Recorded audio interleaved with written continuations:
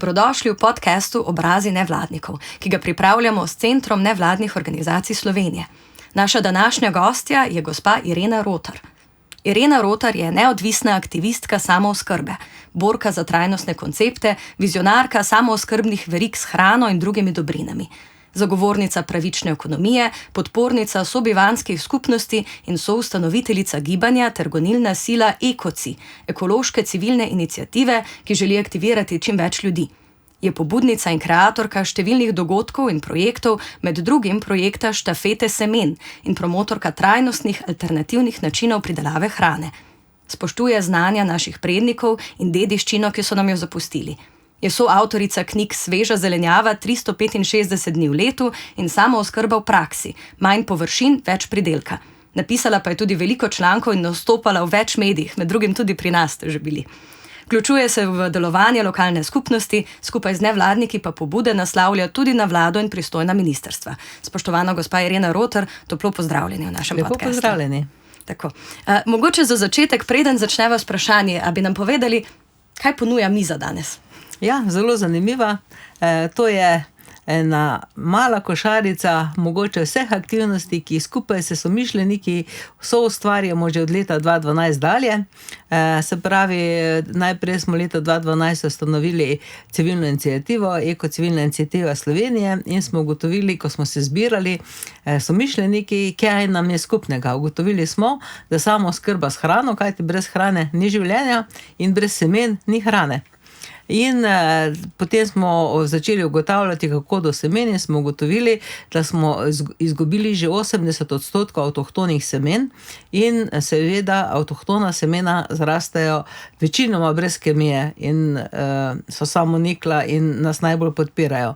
In takrat smo začeli z ohranjanjem teh semen, organizirati smo začeli izmenjevalnice semen, se pravi 11 semen najprej podariš, drugo leto si jih sam priskrbiš, podariš naprej in potem shraniš sam zase, na simbolni ravni seveda.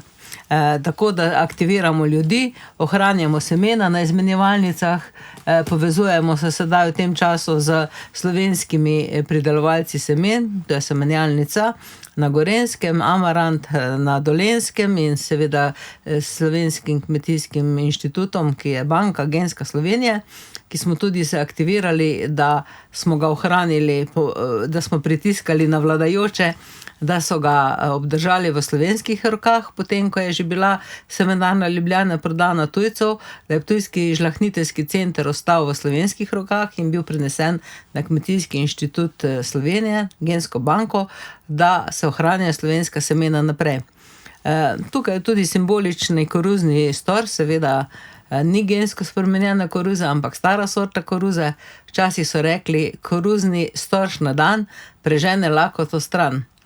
V času, ko je na svetu več kot milijarda ljudi lačnih, se je na to mogoče večkrat dobro spomniti. No, potem so pa tukaj še semenske kroglice.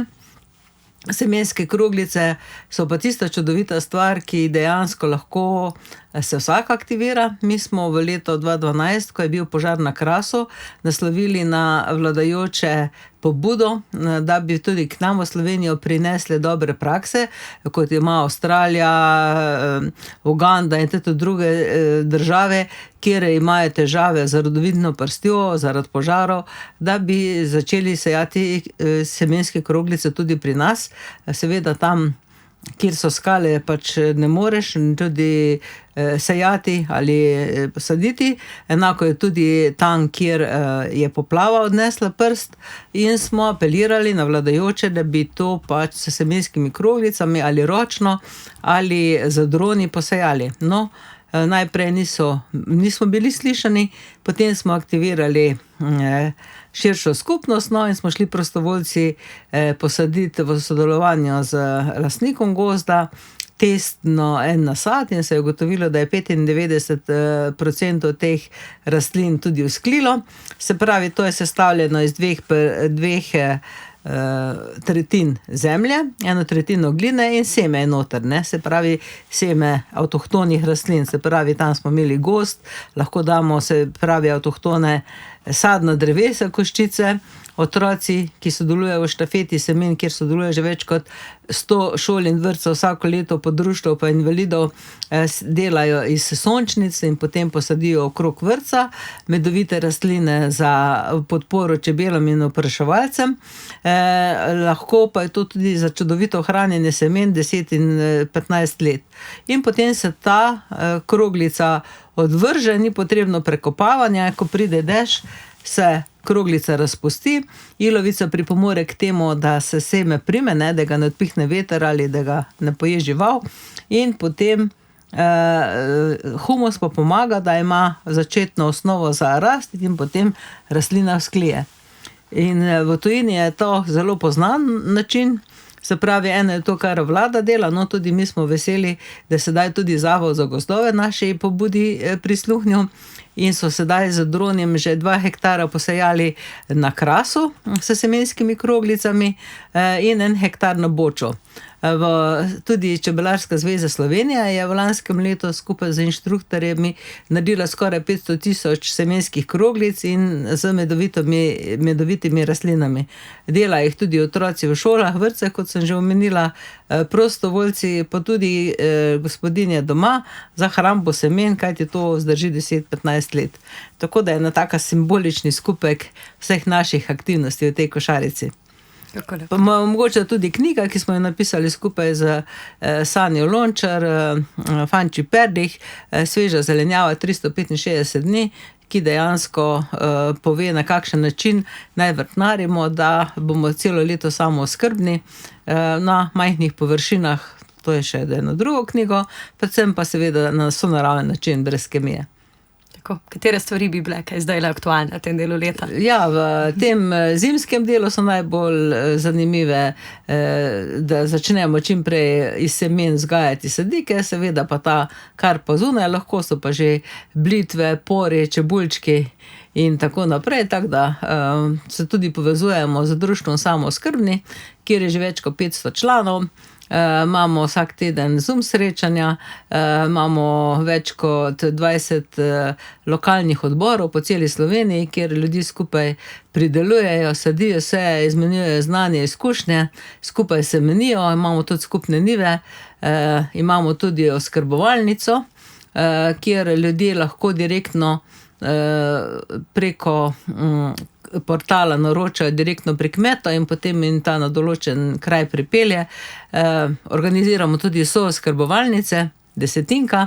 To pomeni, da lahko kmeti, recimo sibirske borovnice, organiziramo pri kmetih, da grejo ljudi lahko nabirati sibirske borovnice, kmet jim da 10% ceneje, 10% jim podari in si naberajo sami.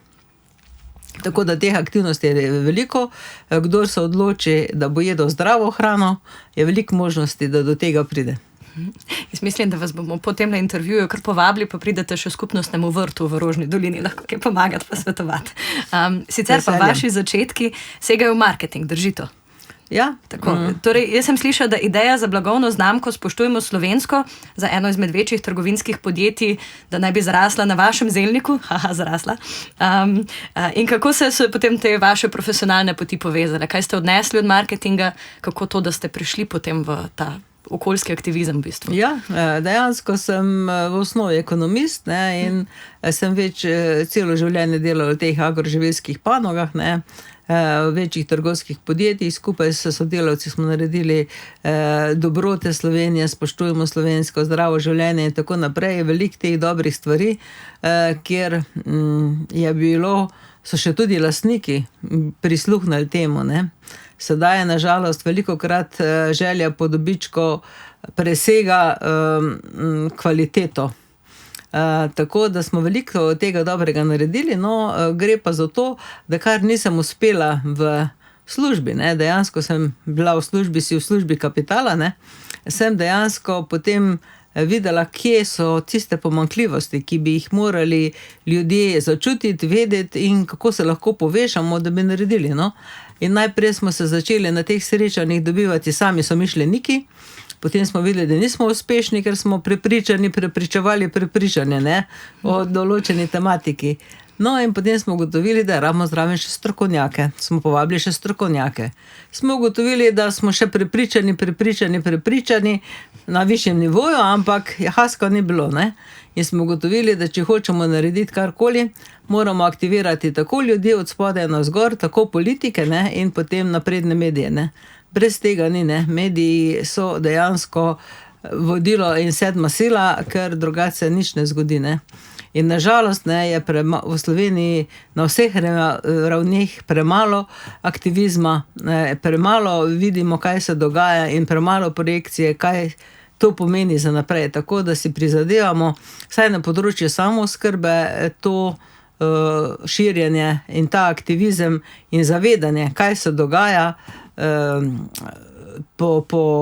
dati v javnost in aktivirati ljudi, in da skupaj potem pošiljamo za strokovnjaki pobude odločevalcem, nekaj tega pride celo v zakonodajo, in da se dejansko usmerja v smer, ki je v dobro ljudi in narave.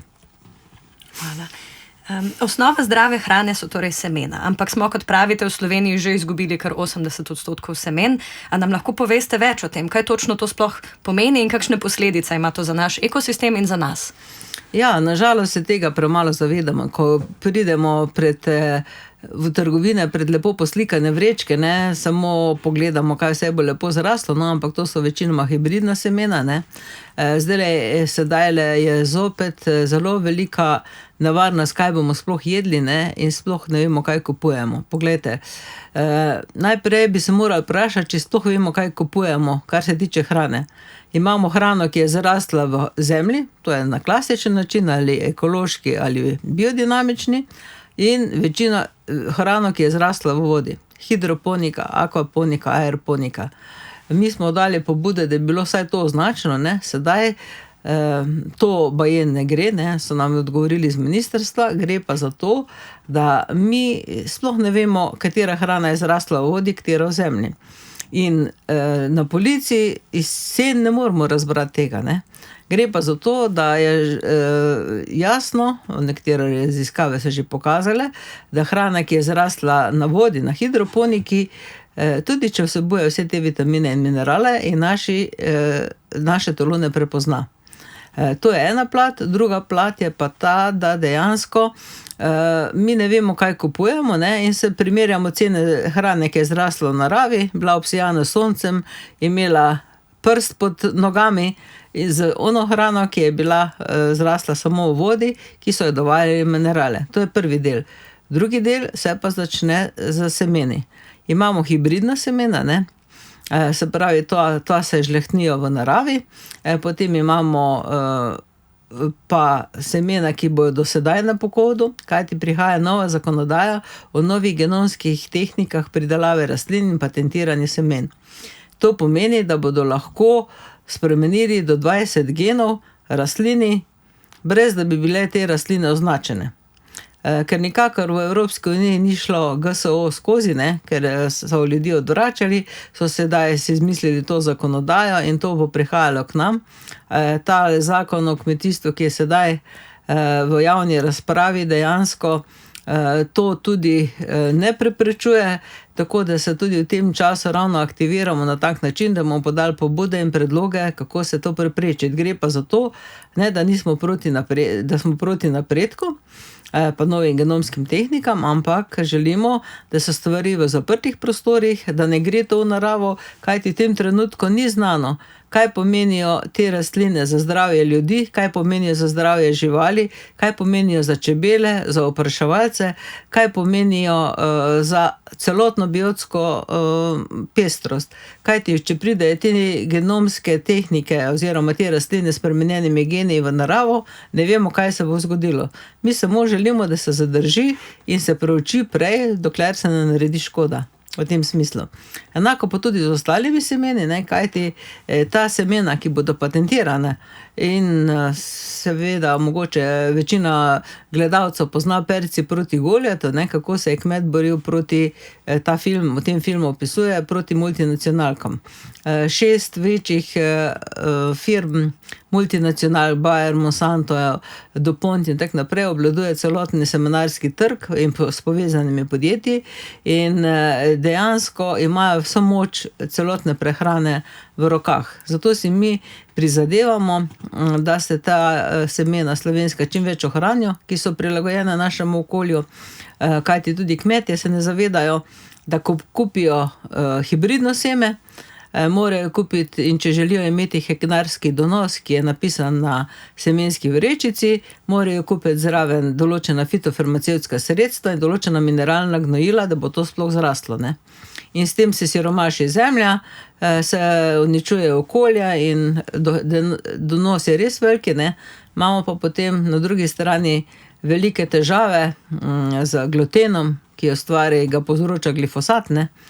To so že narejene določene raziskave in določene zdravstvene težave, ki se pa na drugi strani potem skozi prehrano tudi reflektirajo na vsakega izmed nas, ki jemo.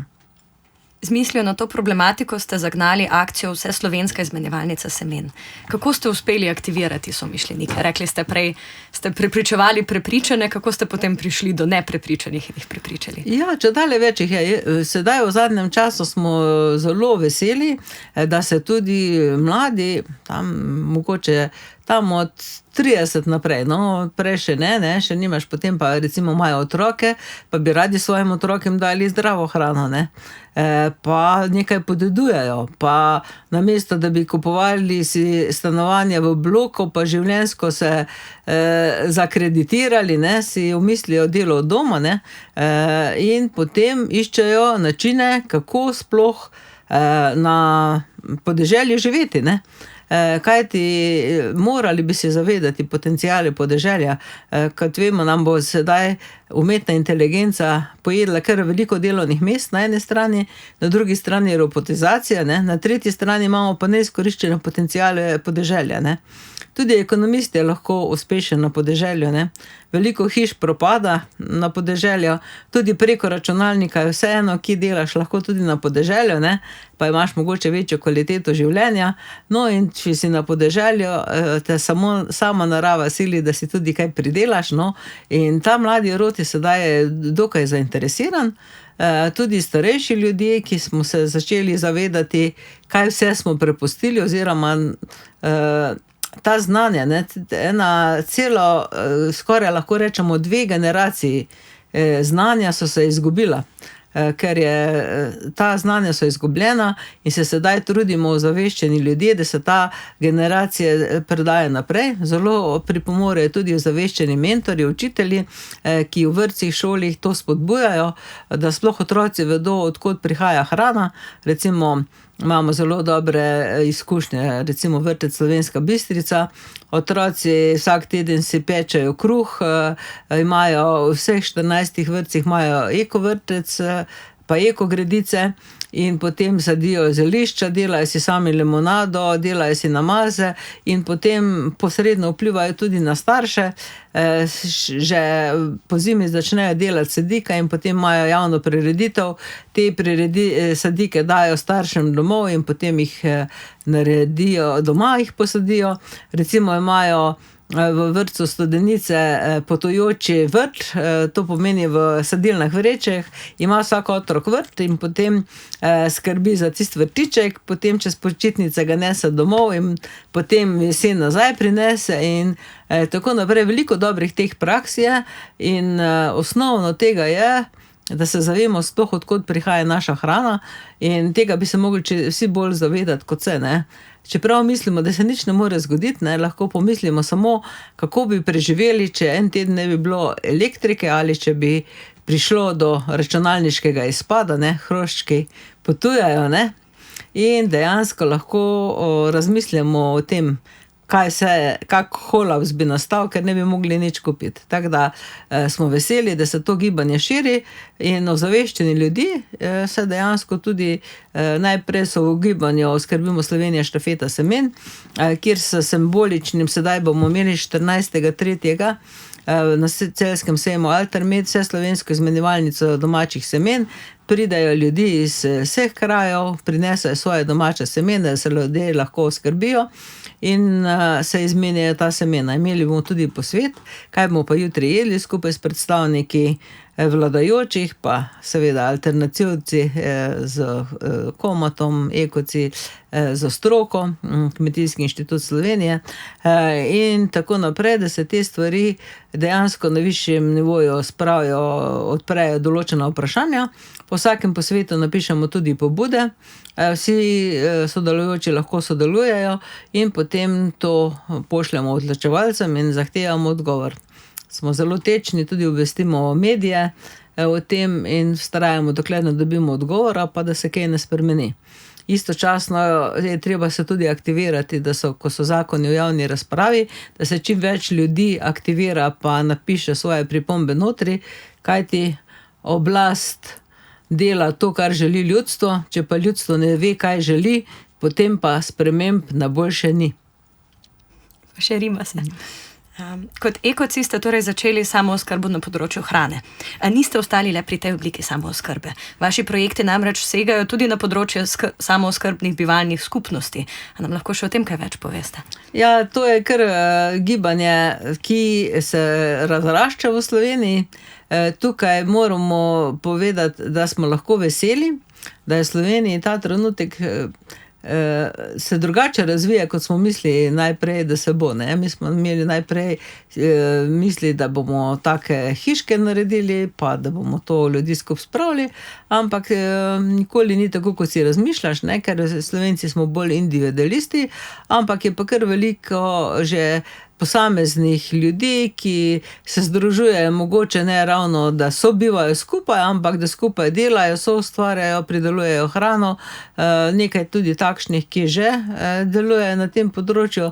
Mi z vsemi temi sodelujemo in si prizadevamo, da bi bil to tudi bodoči koncept, kajti pokazalo se bo, da bo to zelo dobra oblika, tako za mlade kot za stare. V tujini je tega že kar veliko, ne? V stvari, mogoče še bolj za mlade, ki imajo otroke. Če 5 družin skupaj živi, pa imajo otroke, ni treba, da ima vsak svoj voziček, pa vsi otroci vsak svoje kolo in tak naprej, ne. Predvsem pa starejši, ne, ker dejansko domovi za starejše so čedalje bolj polni in če 5 ljudi skupaj živi, vsak svojo pokojnino, si lahko privoščijo eno negovalko, ne, pa drugemu pomagajo, pa je bolj enostavno. Se pravi, morajo pa znati sobivati. To pa ni tako enostavno, tako da čez te procese, pač te posamezne skupine po Sloveniji vsak na svoj način hodijo, ampak se premika. Je pozitivni trend. Kaj pa potem kaj politika? Kako bi lahko izboljšali politiko na področju samooskrbe? Ja, to pa delamo že skozi, ne, dejansko težava je v tem, ne, kajti vse politike, se pravi Evropska unija, odkar nam kreira kmetijsko politiko, pa prehranske trende Evropska unija, se pravi pa globalisti, to ni samo Evropska unija, smo dejansko v Sloveniji moramo sprejeti tiste zakone, ki pa dejansko jih Evropska unija sprejme in potem z evropskimi uredbami jih implementiramo. No, mi recimo en dober primer je to, kar je bilo pred leti Evropska unija, da je treba vse živali registrirati. Mi smo takrat zagnali vik in krik in pisali pobude, zbirali več kot 3000 podpisov, da se do 50 kokoši ne registrira. Gre pa za to, da so kokoši bile del samooskrbe, del tradicije že iz roda v rod. Ko je bila najhujša lakota, so ženske z jajci si pomagale, da so kupile sol, Primorci so v Trst nosili jajčka in dejansko to ne gre za nobeno tveganje zdravstveno, kot so oni utemeljevali. Ne moreš naše Slovenije primerjati z tistimi farmami, ko je po 1 milijon kokoši noter ali več tisoč kokoši. No in smo veseli, da je takrat prisluhnilo ministrstvo in je vzelo to uredbo do 50 kokoši ven iz evropske zakonodaje, tako da v Sloveniji pa na Finskem pa še eni državi lahko imamo do 50 neregistriranih kokoši za samooskrbo. Drugače pa nažalost tako, da se vedno bolj podpirajo umetni načini pridelave hrane, hidroponika, akvaponika, podpira se kapital, podpirajo se velike kmetije, ampak od tega vidimo, da smo čedalje manj samooskrbni. Na svetu je čedalje več lačnih, ne. Zmanjšuje se biodiverziteta, gre pa za to, da če je človek samooskrben, pa ima kolo, ne podpira BDP-ja, pa kapitala, ne, pa dobičkov. Če pa je velik kmet, ne, pa ima kar naprej nova vlaganja, nova semena kupuje, fitofarmacevtske sredstva, nove priključke, nove robote, nove programe, in da vse to lahko sploh sfinancira, mora obvezno dobiti subvencije dobi pa za točno določen stroj, pa za točno določen material, za točno določena sema in fitofarmacevtska sredstva, ki ga podpirajo te iste multinacionalke, ki spodbujajo ta kapital. Tako da smo ujeti v to zanko, kako iz tega iziti, še pa iščemo odgovore in probamo narediti največ, kar se največ da bi bilo to vzdržno. Tako da je na mladem rodu, da se dejansko postavi za te interese, kajti samo kapital, pa samo umetna inteligenca nas ne more rešiti. Tako da je v bistvu samooskrba ne samo neka svoboda od odvisnosti, ampak tudi v bistvu svoboda od tega, da ti ni treba delati dobička drugemu, zato da lahko delaš svoje stvari. Potem pa mogoče so bile kakšne vaše ideje, ki niso zaživele, pa bi si želeli, da bi skozi ta proces?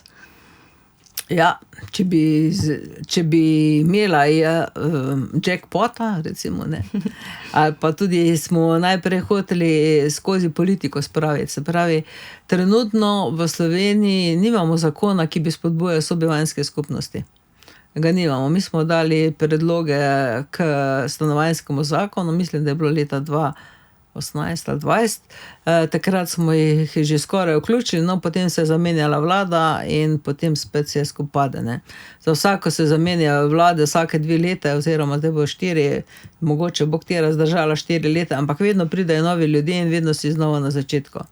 To je velika težava, ne.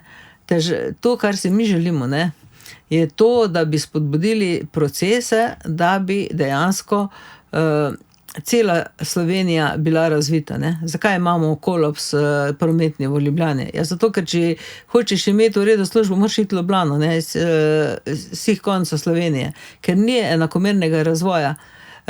Ni razvoja podeželja, ukinejo se banke, šole, bencinske črpalke na podeželju, ne, ljudje nimajo enakih možnosti.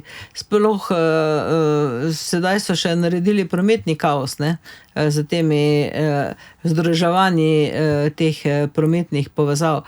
Tako da mi si želimo, da bi dejansko imel možnost vsak normalno živeti, ne. Sedaj tudi kmetje imajo samo mladi prevzemniki do 40 let lahko dobijo, če dobijo kmetijo, lahko dobijo neka sredstva od države. To, kar si mi želimo, je to, da bi si oživili podeželje, da bi namesto, da se pozidavajo nova kmetijska zemljišča, mi imamo samo 800 kvadratnih metrov kmetijskih površin na prebivalca, da bi zaktivirali te prazne domačije na podeželju, da bi se to oživelo, da bi bil takšen kmet ambasador trajnosti, ki bi skrbel za to podeželje, da bi mu država 3 leta plačala osnovno plačo, da se on naredi poslovni model, ne, kaj bo zeliščar ali bo karkoli bo pač počel, ne, recimo, da se postavi na noge, lahko recimo tudi si službo plus nekaj, da še naredi, da lahko dobi tudi kredit, da si obnovi tisto staro nepremičnino, da bi se oživile te stare nepremičnine in da bi dejansko država to spodbujala, se pravi celostni razvoj tudi podeželja, ne samo mest. Tako. Mislim, da smo počasi prišli do konca našega intervjuja. Najlepša hvala za pogovor in veliko uspešnih projektov, navdihujočih zgodb in somišljenikov, ki bodo cenili bogastvo narave, tako kot ga cenite vi. Ja, hvala lepa. Tako. Pogumno naprej. A veste, kakšen je pozdrav bil naših prednikov? Kakšen? Oj, osti jarej, bodi mlad, pomlajen, bodi močan. Slovenec, Slovenka, kjerkoli si, to je tvoj temelj, tvoja osnova, od to izhajaš. In vedeli so, odvisni smo od svojega razuma, od svojega srca, od svojih rok, od svojih nog, od vsega, kar nas obdaja in od medsebojnega sodelovanja. In to bi bilo dobro delati naprej. Najlepša hvala. Tako. Drage poslušalke, dragi poslušalci, pa tudi dragi gledalke in gledalci, prišli smo do konca tokratnega podcasta Obrazi nevladnikov, ki ga vodi Center nevladnih organizacij Slovenije. Se slišimo in vidimo spet naslednji mesec.